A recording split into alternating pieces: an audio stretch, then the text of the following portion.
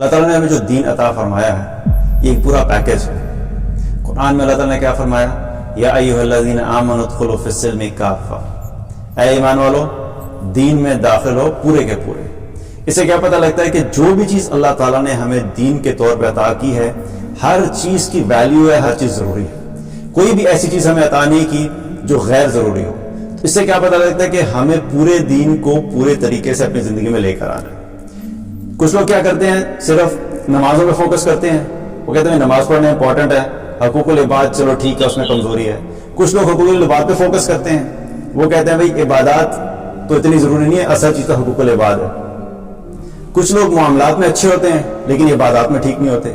کچھ لوگ ذکر میں اتنے آگے چلے جاتے ہیں، معاملات میں کمزور ہو جاتے ہیں۔ تو اللہ سبحانہ تعالیٰ نے جو دین دیا ہے اس میں ہم نے ساری چیزوں کو لے کر چلنا ہے اور سب چیزوں کو بیلنس کرنا ہے۔ اسی دین میں سے ایک بہت اہم عمل ہے جس پہ اکثر ہم جس کو ویلیو نہیں دیتے، امپورٹنس نہیں دیتے، اور اس کی وجہ سے ہم لوگ کمزور ہو جاتے ہیں، ہمارا ایمان کمزور ہوتا رہتا ہے۔ وہ کیا ہے؟ اللہ کا ذکر کرنا، یا جو بھی اذکار ہیں، یہ ایک دین ہمارے دین کا بہت اہم حصہ ہے۔ اکثر لوگ اس کو ویلیو نہیں دیتے کہ یار ذکر کرنے سے کیا فرق پڑتا ہے۔ اب انہیں ذکر میں سے، انہیں اذکار میں سے ایک ذکر کیا ہے جو رسول اللہ صلی اللہ علیہ وسلم نے ہمیں کیا بتایا کہ آپ صلی اللہ علیہ وسلم پہ درود بھیجنا۔ اب آپ صلی اللہ علیہ وسلم پہ جب ہم ایک دفعہ درود بھیجتے ہیں اس کی کیا ویلیو ہے، اس کی کیا امپورٹنس ہے، میں آپ کو بتا دوں۔ پوری کائنات میں اللہ کے کتنے فرشتے ہیں؟ کچھ اندازہ ہے؟ نمبر اگر میں کہوں کہ کوئی نمبر بتائیں، کوئی فگر بتائیں تو ہمیں کوئی پتہ نہیں، لیکن اس صرف اندازہ لگانے کے لیے کہ ان کی تعداد کتنی ہے میں آپ کو کچھ چیزیں آپ کے سامنے رکھتا ہوں، اس سے اندازہ ہوگا کہ اللہ کے بنائے ہوئے جو فرشتے ہیں اور اللہ کی جو مخلوق ہے وہ کتنی تعداد میں ہے۔ انسان کتنے ہیں؟ اس وقت دنیا میں تقریباً 7 ارب انسان ہیں، اور ہر انسان کے ساتھ 2 فرشتے ہیں دائیں بائیں، کرامن کاتبین۔ تو ٹوٹل کتنے فرشتے ہو گئے؟ 14 ارب فرشتے تو یہ ہو گئے۔ پھر اسی طریقے سے ایک حدیث میں آتا ہے، نبی صلی اللہ علیہ وسلم کیا فرمایا کہ اللہ تعالیٰ کے فرشتے زمین پر گھومتے رہتے ہیں اور ایسی مجالس کی تلاش میں رہتے ہیں جن مجالس میں اللہ کی کتاب پڑھی جا رہی ہو، اللہ کا ذکر کیا جا رہا ہو، اور ایسی مجالس کو فرشتے گھیر لیتے ہیں، اور پھر گھیرنے کے بعد زمین سے لے کے آسمان تک تانتا بناتے ہوئے آسمان تک پہنچ جاتے ہیں۔ اب زمین سے آسمان تک کور کرنے کے لیے کتنے فرشتے ہوتے ہوں گے؟ لاکھوں، کروڑوں، ارب، خرب، کوئی پتہ نہیں، لیکن بہت بڑی تعداد چاہیے۔ اور ایسی مجالس جو ہیں وہ ایک تو نہیں ہوتی، سائملٹینیسلی پوری دنیا میں لاکھوں کے قریب ایسی مجالس چل رہی ہوتی ہیں الحمدللہ، جہاں پہ کچھ مسلمان بیٹھ کے اللہ کے دین کی بات کر رہے ہوں، اللہ کا ذکر کر رہے ہوں۔ ہر مجلس کو فرشتوں نے گھیرا ہوا ہوتا ہے۔ ان سارے فرشتوں کو آپ ٹوٹل کریں تو کتنے فرشتے ہو گئے؟ بہت زیادہ۔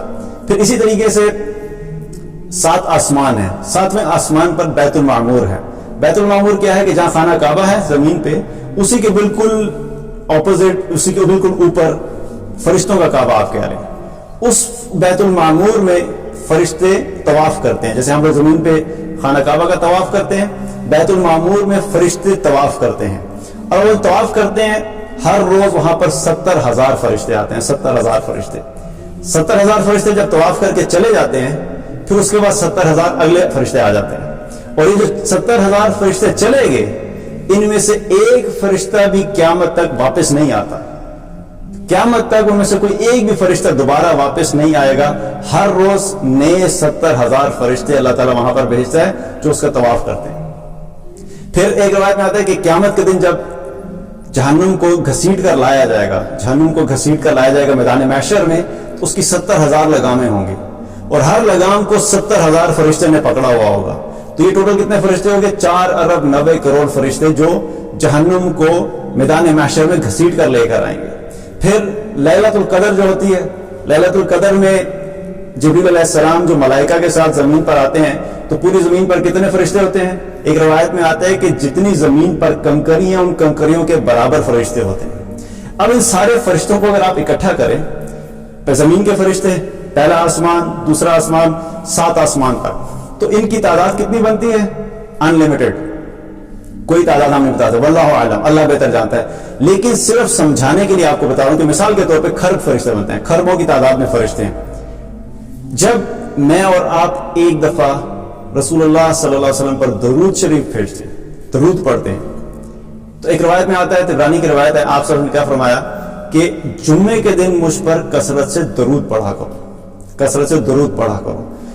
کیونکہ آپ سب فرمائیں کہ میرے پاس ابھی جبریل علیہ السلام آئے تھے اپنے رب کا پیغام لے کر، اور میرے رب نے کیا فرمایا ہے کہ جو شخص بھی آپ پر ایک مرتبہ درود بھیجتا ہے سارے فرشتے اس شخص کے لیے 10 مرتبہ رحمت کی دعا کرتے ہیں۔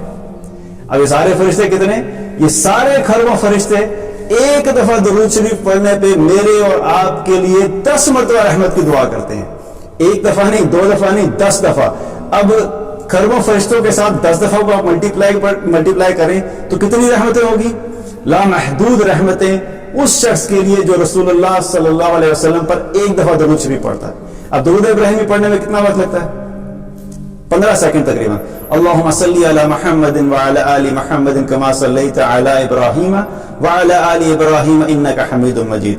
اللہم بارک علی محمد وعلی آل محمد کما بارکت علی ابراہیم وعلی آل ابراہیم انک حمید مجید۔ یہ 15 سیکنڈ، یہ جو ایک دفعہ میں نے درود شریف پڑھا ہے اس 15 سیکنڈ میں پوری کائنات کے فرشتوں نے میرے لیے 10 مرتبہ اللہ کی بارگاہ میں رحمت کی دعا کی ہے۔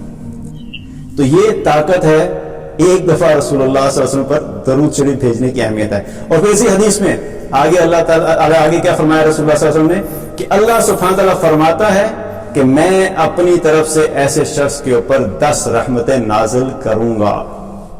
کنفرمیشن بھی دے دی، خالی فرشتوں کی دعا نہیں ہے، ساتھ ساتھ کنفرمیشن بھی دے دی کہ فرشتے جب دعا کرتے ہیں تو میں کروں گا۔ تو آپ سوچئے اس شخص کی زندگی میں کتنی رحمتیں ہوں گی، کتنی برکتیں ہوں گی جو کثرت سے رسول اللہ صلی اللہ علیہ وسلم پر درود شریف بھیجتا ہوں۔ آپ سوچئے جو کم سے کم درجے میں نماز جب ہم پڑھتے ہیں نا دن 5 دفعہ نماز پڑھتے ہیں، تو 5 دفعہ نماز پڑھنے میں ہم 500 نمازوں میں اللہ کے رسول صلی اللہ علیہ وسلم پر درود بھیجتے ہیں، لیکن اس کے ساتھ ساتھ ویسے بھی اللہ کے رسول صلی اللہ علیہ وسلم پر درود بھیجنا۔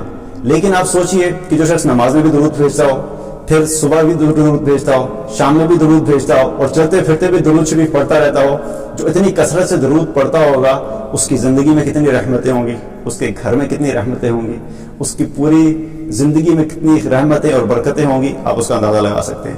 لیکن اسی کے ساتھ ساتھ جو شخص نماز بھی نہیں پڑھتا، جو عام روٹین میں نماز کے علاوہ رسول اللہ صلی اللہ علیہ وسلم پر درود نہیں بھیج رہا، لیکن کم سے کم درجے میں نماز پہ تو بھیج رہا ہے، لیکن جو شخص نماز بھی نہیں پڑھتا 5 وقت کے دن میں، تو وہ کتنی بڑی محرومی ہے اس شخص کے لیے۔ اس کی زندگی میں کہاں سے خیر و برکت آئے گی، اس کی زندگی میں کہاں سے خوشی، راحت اور چین آئے گا؟ نہ وہ نماز بھی چھوڑ دی، اور نماز کے ساتھ ساتھ کیا ہوا کہ رسول اللہ صلی اللہ علیہ وسلم پر درود بھیجنا بھی چھوڑ دیا۔ تو نماز میں تو پڑھنا ہے، لیکن ہم نے اپنی زندگی میں درود کو امپورٹنس دینی اور کثرت سے درود بھیجنا ہے۔